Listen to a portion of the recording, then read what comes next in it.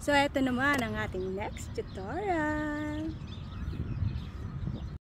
Isang clip lang kailangan pero di-divide natin. Yan, yung umaaura-aura kayo, linisin natin.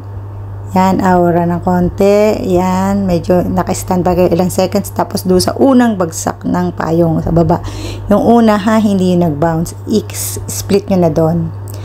Tapos, forward tayo. Doon sa change outfit na tayo. Nagalis lang ako ng jacket. Diyan naman, split node nyo doon sa bago kayo umaura. Yung bago kayo mag-arte-arte na ganyan.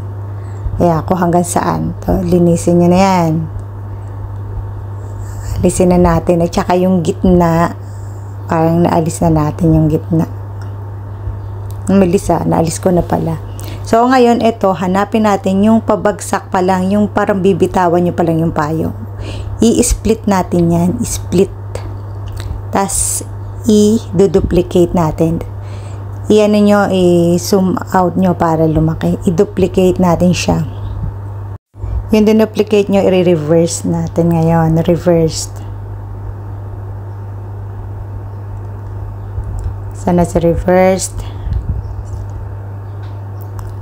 Yan. Tapos, i-overlay natin. So, after mag-overlay, dapat nakatapat yan doon sa bago ka pumorma. After din nung kanyang original. Kaya magkaiba ng layer. Iano na magamas tayo. At the same time, maglalagay ng keyframe. Para yung magta-transform kayo talaga. So, ito ang lalagyan natin ng keyframe at saka mask. Horizontal tayo. Tapos, ipantay nyo doon sa ilalim ng payong ha. Sa ilalim ng payong. Yan, automatic nagkaroon siya ng keyframe, no? Yung red, yun, diamond na red. Tapos, i-move nyo yung cliff na yan. Aangat yung payong. Sundan nyo nung yellow na yan. Susunod nyo yan. Yan, magkakaroon uli siya ng keyframe. So, kada move nyo yan, isusunod nyo yung yellow line na yan. Yan, papunta sa ilalim ng payong para magkaroon ng keyframe. Basta yung clip na yan, yung malit na yan, yan ang imumove nyo. Ibig sabihin, pag nag-red yan, kailangan nakaposition na ipoposition nyo sa ilalim ng payong at doon yan mismo hihinto.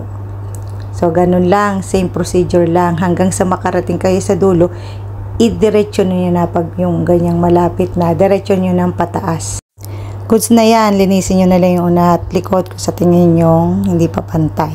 So, ready to export na mga kabebang. Yung feather, inano ko lang sa 3. So, sana nakatulong hanggang sa muli. Huwag kalimutan 2K 4K resolution. Bye, bye, bye!